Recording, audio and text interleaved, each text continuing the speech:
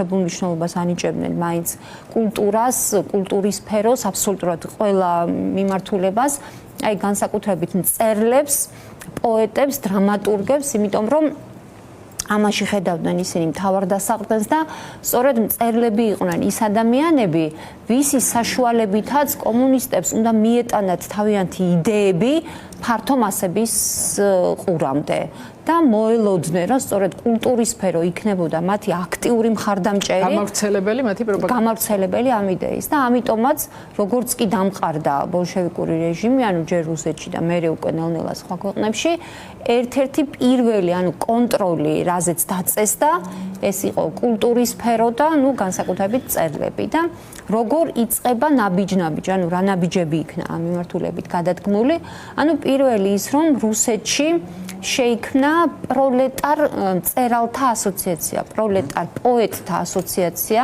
ეგრეთ წოდებული რაპი, რომლის მთავარი მიზანი იყო აი ამ მწერლების, პოეტების და კულტურის სფეროს წარმომადგენლების იდეოლოგიური მომზადება, მათი აღზრდა და ვინაიდან აი საქართველოც რა თქმა უნდა იყო ამ ავანგარდში 1921 წლის დეკემბერში, ანუ იმავე წელს, როდესაც მოხდა ეს ბოლშევიკური რევოლუცია ქვეყანაში, იმავე წელს დეკემბერს, 17 დეკემბერი იყო, თუ არ მეშლება, საქართველოშიც შეიქმნა ეს ასოციაცია, ანუ პრაქტიკულად რუსეთის ასოციაციის ფილიალი გაიხსნა საქართველოში. პროლეტარ პოეტთა ასოციაცია, რომელსაც სათავეში ჩაუდგა სილიბისტრო თოდრია. ეხლა სილიბისტრო თოდრია ჩვენ იმდენჯერ ვახსენეთ. მაგალითად აი სურათიც კი გვაქვს, ანუ სილიბისტრო თოდრია იყო ერთ-ერთი ჟურნალის მებრძოლი უღმერთოს რედაქტორი, ადამიანი, რომელიც იყო ცნობილი იმით, რომ აი აქილიკებდა ეკლესიას, წმინდა წერილებს, აი ბიბლიაზე წერდა პასკვილებს ადამიანი და პარადოქსი ის არის, რომ ესეთი ადამიანი პანთეონში იყო დაკრძალული ეკლესიის ეზოში და პლუს ილია ჭავჭავაძის მოპირდაპირე მხარეს. ანუ სწორედ ეს სილიბისტრო თოდრია შეუდგა ამ ასოციაციის მუშაობას, ეს ვთქვათ, იდეოლოგიურ მომზადებას და საინტერესო ის არის, რომ შექმნიდან ერთ წელიწადში 35 წევრისგან შედგებოდა უკვე ქვეყანაში მოიძია 35 ადამიანი, რომელიც ამ ასოციაციის წევრი გახდებოდა და რა მოითხოვებოდა პროლეტარი მწერლებისგან. რას მოსთხოვდნენ მათ? ეგ ძალიან მნიშვნელოვანია. რომ ზუსტად ეს იყო შესაძლებლობა, რომ ეს პროპაგანდა გავრცელებული იყო ფართო მასებზე. ხო, ზუსტად ის თქვენ რაც ახსენეთ, რომ ეს რაღაცა აქილიკებდა რაღაცა მოკლე ტექსტებით, ალბათ ეს მარტივი გზა იყო იმისთვის, რომ რაღაცა თემები ესე აეტაცებინა პირობითად. სასწრაფოდ, ხა ნიჭიერება მთავარი მოთხოვნა არ იყო და შედევრების შექმნა ეგ. ანუ ხერხებულობა იყო. მთავარი ხაზი ეს იყო პარტიის ერთგულება. ანუ პარტიის იდეების და ამასთან დაკავშირებით უნდა ეწერათ და ხოტბა უნდა შეესხათ პარტიისთვის და ამ 35 ადამიანში იყვნენ აი გამორჩეული ადამიანებიც, ანუ რომლებიც ძალიან აქტიურობდნენ, მაგალითად ერთ-ერთი ესეთი ხა ვისაც ჩვენ ხედავთ, ეს იყო ბენიტო ბუაჩიძე, რომელმაც თავისი პირადი ძალისხმევით არ იყო მისთვის საკმარისი მაგალითად თბილისში ეს ასოციაცია წავიდა და ქუთაისში გახსნა ეს ასოციაცია პროლეტარი მწერლების და თვითონ ჩაუდგა სათავეში ამ ქუთაისში ამ მოძრაობას და საბოლოო ჯამში 2 წლის მერე თვითონ გახდა აი მთლიანობაში ხელმძღვანელი ამ პროლეტარი მწერლებისა მთელი საქართველოს მასშტაბით. ეხლა რას წერდნენ ეს ადამიანები, ანუ რა იწერებოდა? მაგალითად იწერებოდა ისეთი მასალა, რომ პარტიის გამო ან რევოლუციური იდეებისთვის მშობლების გაწირვა ეს იყო მისაღები ფორმა. ეხლა მშობლების გაწირვაზე იმ პერიოდის რამე ლექსი ხო არ გახსენდებათ. მე მგონი ხშირად გვესმის ამ ბოლო პერიოდში ეს ლექსი. მე მოვკლავ დედას, დავახრჩობ მამას, რევოლუცია თუ ბრძანებს ამას.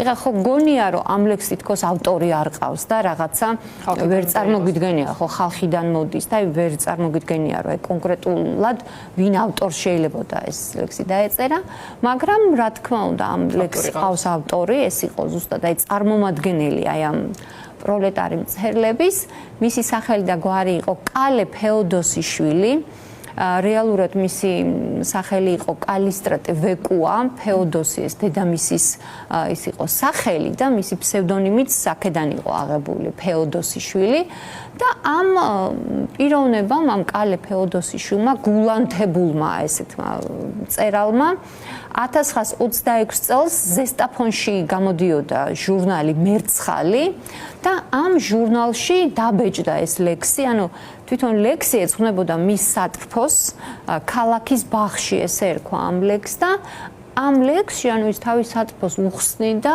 თავის სოფხედველობას, თავის ერთგულებას პარტიისადმი, რომ ის მზად იყო მოეკლა დედა და დაეხრჩო მამა თუ რევოლუცია უბრძანებდა ამას და შემდეგ ამ ადამიანის ცხოვრება მან ნელ-ნელა რო განვიხილავთ აჩვენა რომ ნამდვილად გულწრფელი იყო ის ამ თავის შეფასებაში. იმისათვის რომ სანამ გავაგრძელებთ უშუალოდ რა საქმიანობდა კიდე ეს პროლეტარი მწერლები და რა ნაწარმოებებს ქმნიდნენ, აი ორი სიტყვით გავიხსენოთ ლიტერატურული თვალსაზრისით რა ვითარება ჰქონდა ქვეყანაში. მაგალითად, როდესაც დამყარდა ბოლშევიკური რეჟიმი, ბოლშევიკური იდეები არსებული მწერლებისთვის, ლიტერატურისთვის და ეგრეთ წოდებული ინტელიგენციისთვის აბსოლუტურად ახალი იყო. ამიტომაც დასჭირდა კომუნიზმს, ანუ თვითონ შეექმნა საფუძველი და თვითონ მოემზადებინა მწერლები, იმიტომ პრაქტიკულად ამის საფუძველი ჩვენს ქვეყანაში ნამდვილად არ არსებობდა და ერთ-ერთი პირველი ახლა ვინც გვახსენდება ამ დროს, ესენი არიან, აი ვხედავთ კიდევაც სურათზე, ცისფერ ყანწელები, რომელთა ორდენი 1916 წლიდან უკვე იწყება ქუთაისში დააფუძდა მათი ორდენი და მათ გადმოღებული ქონდათ ესენი ფრანგის სიმბოლისტებისგან, აი თვითონ ფერი ცისფერიც ეს არის სიმბოლიზმის ფერი და ყანწი კიდე ეს ქართული მოვლენა, ცისფერი ყანწები, ეს ქართულ-ევროპული სიმბიოზია, მაგრამ ყველაზე მთავარი თემა, რაც სიმბოლისტებს აერთიანებდათ და რაც არ ქონდა ამ პროლეტარ მწერლებს, ეს იყო ეროვნული საწყისები. მაგალითად, მათი წევრები ვინ იყვნენ? პაოლო იაშვილი, ტიციან ტაბიძე, ვალერიან გაფრინდაშვილი, ნიკოლო მიწიშვილი და ასე შემდეგ. ანუ მათ თავიანთი, ასე ვთქვათ, ევროპული მიმდევრობის საფუძვლად აიღეს ვაჟა. ანუ აბსოლუტურად ქართულ ფესვებზე იდგნენ. სხვათა შორის, როდესაც ამ თემას ვამზადებდი, შემხვდა სტატია, აი რატო მგონია, რომ ძალიან ბევრი მასალა გჭირდება, აი ანალიტიკური მასალა, ისტორიკოსები უნდა დაასხდნენ და უნდა გაგვაგებინონ აი რეალური ისტორია და თქვათ მაგალითად პროპაგანდა რაში მდგომარეობს. მაგალითად შემხვდა სტატია, სადაც ცისფერ ყანწელები არიან გამოყვანილი როგორც ილია ჭავჭავაძის იდეურ მოწინააღმდეგებად, იდეურ მტრებად ყავდათ გამოყვანილი.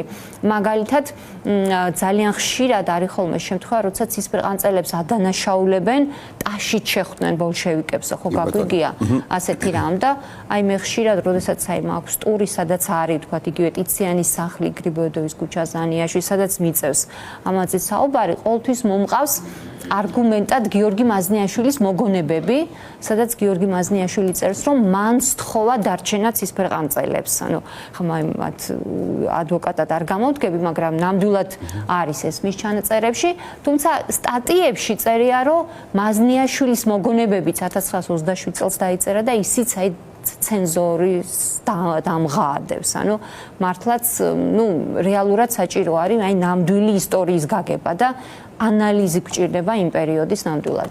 გარდა ცისფერ ყანწელებისა, კიდევ იყვნენ ფუტურისტები, აი მაგალითად ვინ შედიოდნენ ფუტურისტებში, ესენი იყვნენ სიმონ ჩიქოვანი, დემნა შენგელაია, აკაკი ბელიაშვილი, ნიკოლოზ ჩაჩავა, ესეც იყო ძალიან მნიშვნელოვანი ლიტერატურული მიმდინარეობა, ასევე იყო აკადემიური გაერთიანება, რომელშიც შედიოდა იოსებ გრიშაშვილი, პავლე ინგოროყვა, კონსტანტინე გამსახურდია, ვახტანგ კოტეტიშვილი.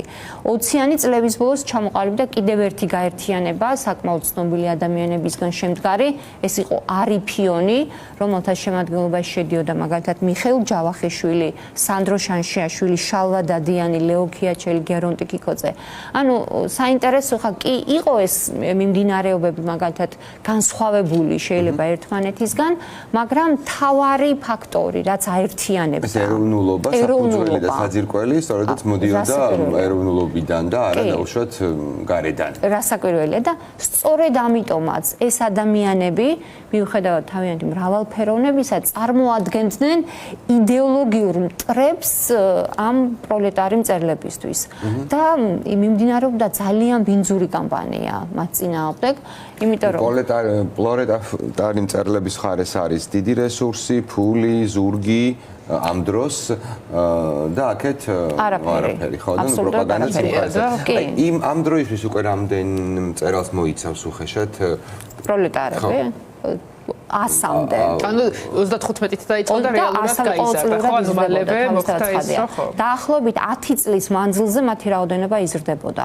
თან საქმე რაშია, რომ მაგალითად როგორ მოიხსენიებდნენ ამ ადამიანებს? ანუ წერდნენ სტატიებს, აი მაგალითად სამხეცესავით შეკრებს თბილისი, გამსახურდიებს თუ იდიოტებს. ანუ ესეთნაირად მოიხსენიებდნენ. მაგალითად იყო ესეთი ფრიდონ ნაროუშვილი, ძალიან გულანთებულია ესეთი მწერლების რიგებში, ძალიან აქტიური ადამიანი, რომელიც წერდა, რომ მაგალითად პაოლო იყო სუფრის პოეტი. ამ დროს მკითხველის ხალხის საქმე, ანუ პროპაგანდა რამდენად მძლავრად მუშაობდა და ნამდვილი სიტყვა რამდენად მძლავრად, ანუ როგორი იყო ხალხის დამოკიდებულება უფრო მეტად თქვათ ვისფარეს. იმდენად ძლიერი იყო პროპაგანდა, ანუ პრესაში და ყველგან პრაქტიკულად იწერებოდა ამათი ნაწარმოებები და ვინაიდან კომუნისტების თავარი საყრდენი იყო პროლეტარიატი და ესენი იყვნენ იქიდან გამოსული ადამიანები, თავს მეფეებად გრძნობდნენ, მერე თავი გაიხადეს ცენზორებად, რაც იმას ნიშნავდა, რომ თვითონ წყვეტდნენ მაგალითად პრესაში რა უნდა დაბეჭდილიყო. და ისე ვერავინ ვერ დაბეჭდავდა, ანუ ესეთი თავისუფლება აღარ იყო მაშინ, როგორც ვთქვათ, მერე პერიოდში. გარდატეხა მოდის მოხდა ამას და აქამდეც მივალ. აუცილებლად მივალ გარდატეხამდე, იმიტომ რომ ესეთი ადამიანები თავიანთ მომხრეებსაც არ უყვართ ხოლმე.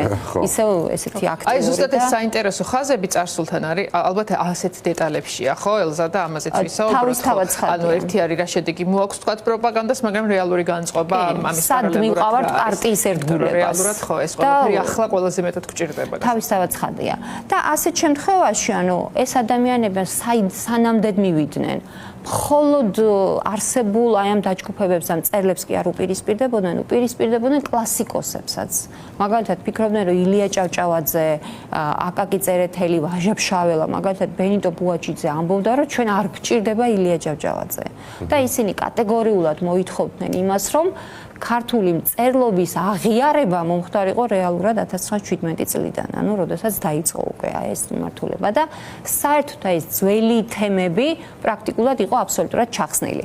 ეხლა რაც შეეხება ვინ იყვნენ ეს ადამიანები, რამდენიმე სახელი და გვარი მინდა დავასახელო, მაგალითად, აი ფრიდონ ნაროუშვილი, ვინც თქვი, კალე ფეოდოსიშვილი, პლატონ ქიქოძე, კონსტანტინე ლორთქიფანიძე, ეს ადამიანი წარმოიდგინე იმდენად შორს წავიდა აი ამ თავის ფანტაზიებში, რომ მან ლექსი მიუძღვნა სატვირთო ვაგონს, რომელსაც გადაყავდა 1924 წლის აჯანყების დროს, ანუ ანტიბოლშევიკური აჯანყების დროს დასახვრეტად განწირული ადამიანები.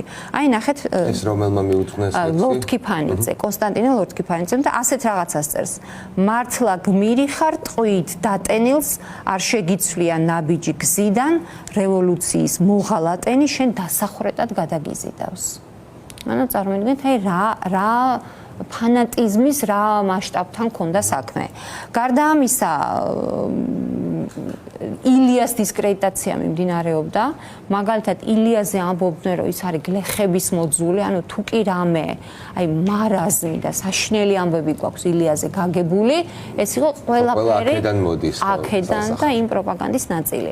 მაგრამ და რამდენი წელი გავიდა და მაინც შეძლო იმ პროპაგანდამ მქრქალად შესაძლოა, მაგრამ გარკვეულ ადამიანთა თავებში ისევ აი ამ ვერსიას განიხილავენ. კი, დღემდე არიან ადამიანები, რომლებიც ფიქრობენ, რომ ილია ჭავჭავაძე იყო ფეოდალური წყობის მეხოტბე და გლეხების მოძულე. ეს არის იმ ლიტერატურით ნაკვები, რომელსაც ქმნიდნენ სწორედ აი ეს ადამიანები და ქმნიდნენ საკმაოდ დიდი პერიოდის განმავლობაში. ეს იყო 1932 წლამდე, დაახლოებით 10 წელზე მეტი, ისინი ძალიან სერიოზულად მუშაობდნენ ამ მიმართულებით. მაგრამ სიტუაცია შეიცვალა. ეს არის 1930-იანი წლებიდან, როდესაც მაგალითად კომუნისტურმა პარტიამ და ზოგადად ბოლშევიკურ რეჟიმს იმდენად ჰქონდა გამყარებული ძალაუფლება, რომ აი ესეთი ხისტი პოლიტიკის და აი ესეთი აგრესიის საჭიროება არ არსებობდა. ამიტომ გადაწყვიტეს, რომ აი ესეთი არალოიალურად განწყობილი საზოგადოების შერიგება მომხდარიყო და პირველ რიგში, ყველაზე მთავარი ამ შემთხვევაში ვისი შემორიგებაც უნდათ, ესენი იყვნენ სწორედ აი კულტურის სფეროს წარმომადგენლები და განსაკუთრებით ესენი იყვნენ მწერლები. და გარდატეხა იწყება უკვე 1930-იანი წლებიდან, მაგალითად 1932 წელს სტალინი შეხვდა რაპელებს, ანუ აი ამ ასოციაციის წარმომადგენლებს და გაატარა კრიტიკის ხარცეცხლში. იმიტომ რომ მთავარი ბრალდება იყო ის, რომ აი მათი აგრესიული პოლიტიკის შედეგი იყო ის, რომ მაგალითად ნამდვილად ნიჭიერი მწერლები არ ჩანდნენ არენაზე, ისინი საერთოდ არ დაავიწყეს ხალხს მათი სახელები და ამ სუსტმა მწერლებმა, ანუ უნიჭო მწერლებმა კიდე ისეთი ვერაფერი შექმნეს, რაც იქნებოდა ნამდვილად ღირებული. აი, სახელი და გვარებიც კი არ იცის სამათი არავინ და მაგალითად მე ვეძებდი ფოტომასალას, ანუ ფოტოც ვერ ვნახე, მაგალითად ამ კალე ფეოდოსიშვილის ფოტო ვერ ვნახე, კიდევ კონსტანტინე ლორთქიფანიძის და კალე ფეოდოსიშვილზე თქვენ რომ აი ამ ლექსის თითქოს და მე შემდეგ ცხოვრებაშიც რაღაც ისეთი თქვით, რომ რა მოხდა მის ცხოვრებაში, ეს დამაინტერესა აი ამ ლექსთან პარალელის გამო, რომ მოკლავ დედას და კი, ძალიან სამწუხაროდ გაგრძელდა მათი ცხოვრება. ეხლა როგორ დაიწყო რეფორმა? აი 32 წლიდან, როდესაც სტალინმა მოულოდნელად გადაწყვიტა კლასიკოსების რეაბილიტაცია და იმ კლასიკოსების წამოწევა, რომელიც რეალურად ამასაც ჰქონდა თავისი 10 წლის განმავლობაში, ვისაც ებრძოდნენ ეს ადამიანები.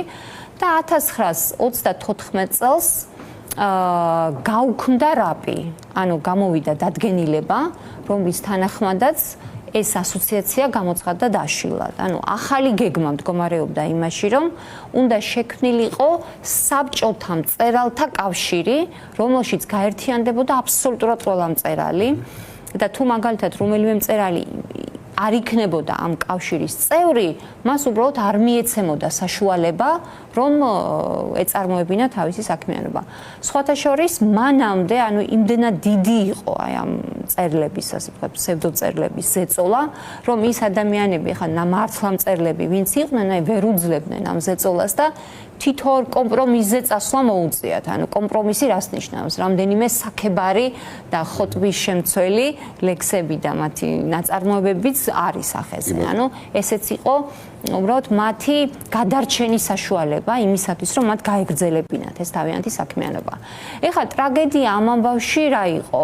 გარდა იმისა, რომ ზოგი აი ამ პროლეტარი მწერლიდან მართლა ზოგი იძულებით, ზოგი მაგალითად შიშით აქებდა მაგალითად პარტიას, მათი უმრავლესობა იყო აბსოლუტურად გულწრფელი. ანუ მათ ნამდვილად სჯეროდათ, რომ ბოლშევიკური რეჟიმი იმიტომ მოვიდა და იმიტომ დაამხო მეფის ხელისუფლება, რომ მათ უნდათ აი პროლეტარიატის კეთილდღეობა, პროლეტარიატის ბედნიერება და სწორედ ეს გულწრფელი კატეგორია მწერლების იყვნენ განსაკუთრებით აგრესიულები და სწორედ მათთვის აღმოჩნდა რთული მთავრობის კურსის ცვლილება. ეხლა მთავრობის კურსს ვერ მოერგნენ ამ კურსს და ისევ თავიანთ რეჟიმში, ანუ იმ სტილით გააგრძელეს, რაც ჩაეთვალათ ანტისაბჭოთა საქმიანობაში.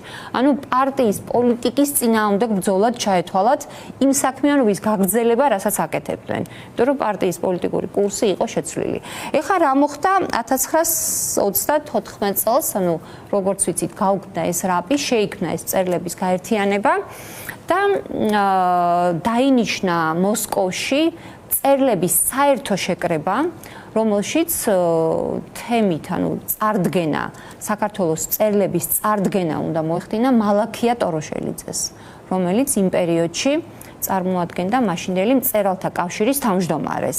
სხვათა შორის მალაქია ტოროშელიძე იყო სტალინის კურსელი, ანუ ერთად სწავლობდნენ ისინი სემინარიაში და სანამ დაიწყებოდა შეხვედრა, სტალინმა სთხოვა ტოროშელიძეს ტექსტის გაცნობა, ანუ დაინტერესდა რა მწერლების წარდგენას აპირებდა ტოროშელიძე და დაინახა, რომ წერლობას პრაქტიკულად ის იწყებდა 1917 წლიდან, საერთოდ არ იყვნენ ახსენები ეს სხვა დანარჩენი მწერლები და ძირითადად წინ იყვნენ წამოწეული ეს პროლეტარი მწერლები, ვიზეც ახლა ჩვენ ვისაუბრეთ და მაშინ დაიწუნა სტალინმა ეს მოხსენება და მოსთხოვა ტოროშელიძეს ქართული მწერლობის ისტორია დაეწყო შუშანიკიდან, იქ გამოეყენებინა რუსთაველი, ილია ჭავჭავაძე, ასე შემდეგ ნიკოლოზ ბარათაშვილი და ესე წარედგინა თემა. ეხლა რამ განაპირობა, როგორ ფიქრობთ, სტალინის კურსის ესეთი ცვლილება?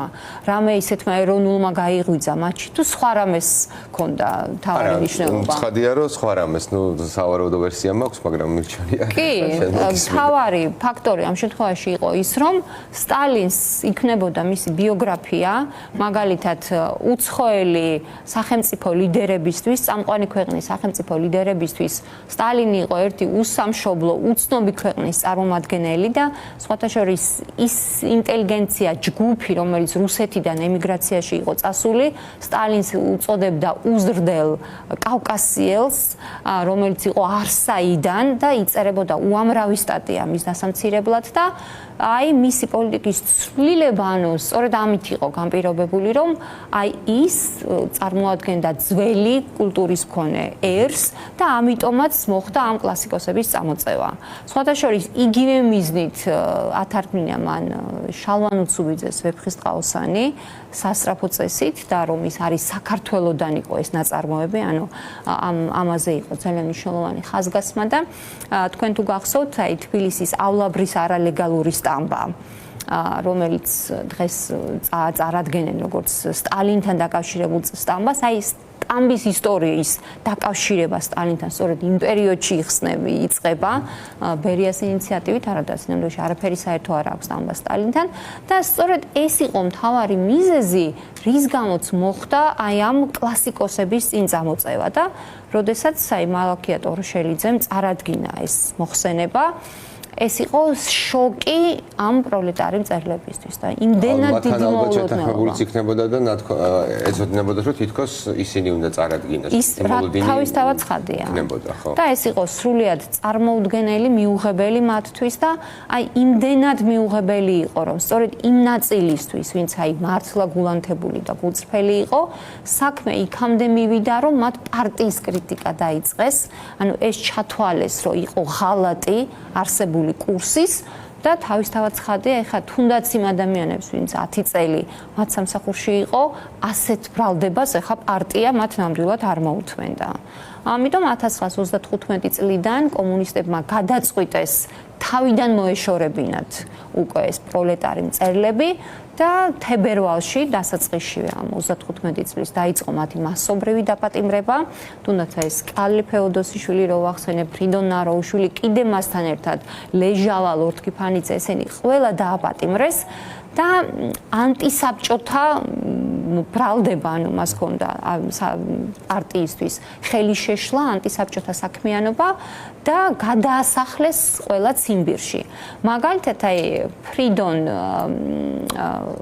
ნაროუშვილს ბრალად ედებოდა ზესტაფონის ერთ-ერთ გაზეთში დაწერილი ლექსი, ანუ ერთ-ერთი ბრალდება მისთვის იყო ის, რომ დაწერა ესეთი ლექსი არწივი ტოვებს თავის ბუდეს. და ჩაითვალა, რომ მან ეს ლექსი მიუძღვნა ტროცკის და ესეც იყო დამატებითი ბრალდება, რის გამოც ის იქნა დაპატიმრებული. ნაწილი იქვე დახვრიტეს, ვერც ერთი მათგანი უკან ვერ დაბრუნდა აქედან. 37 წელს სხვა მწერლებთან ერთად სამწუხაროდ, ეხლა მარტო პროლეტარ მწერლებს არ შეხებიათ, ანუ ჩვენი კულტურის მოღვაწეთა საუკეთესო ნაწილის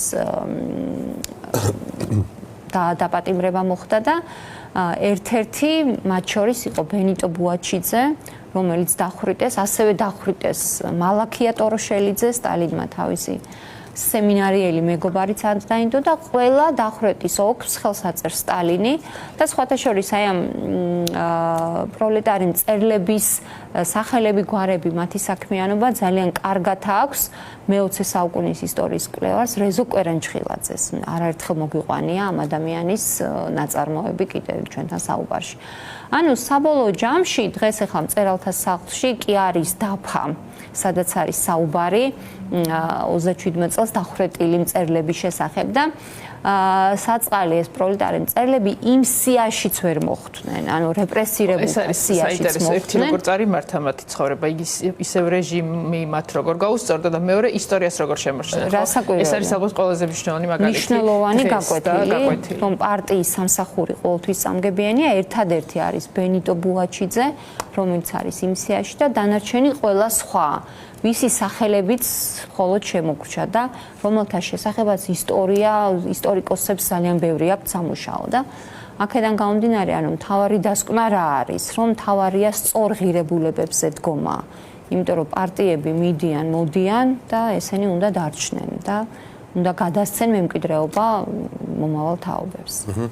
ნამდვილად ძალიან საინტერესო მიმოხილვა იყო, ძალიან დიდი მადლობა ამისთვის და კი, წარსული იმდენ ცხად მაგალით შეიცავს, რომ შეცდომები აღარ დაუშვა, რომ რა ვიცი, წარსული კუდივით არის, უნდა მოყვებოდეს, როგორც კი მაგას დაივიწყებ, მე აღმოჩნდებით იქ სადაც აღმოჩენილად ხოლმე არაერთხელ. ძალიან დიდი მადლობა. რეჟიმთან და ისეთ ძალასთან გვაქვს საქმე, რომელიც იგივე იყო ხო საბჭოთა რეჟიმი, დღეს გრძელდება რუსეთის სახით. შესაბამისად ეს გაკვეთილები ძალიან კარგად არის დღეს ყველა მხარესთვის გასათვალისწინებელი, იმიტომ რომ ხელწერა იგივეა, რაც ჩვენს წარსულში იყო. მადლობა ელზა და გემშვიდობებით, რეკლამა გააგრძელებს შუადღის ეთერს, რეკლამის შემდეგ დავუბრუნდებით რამდენიმე წუთში.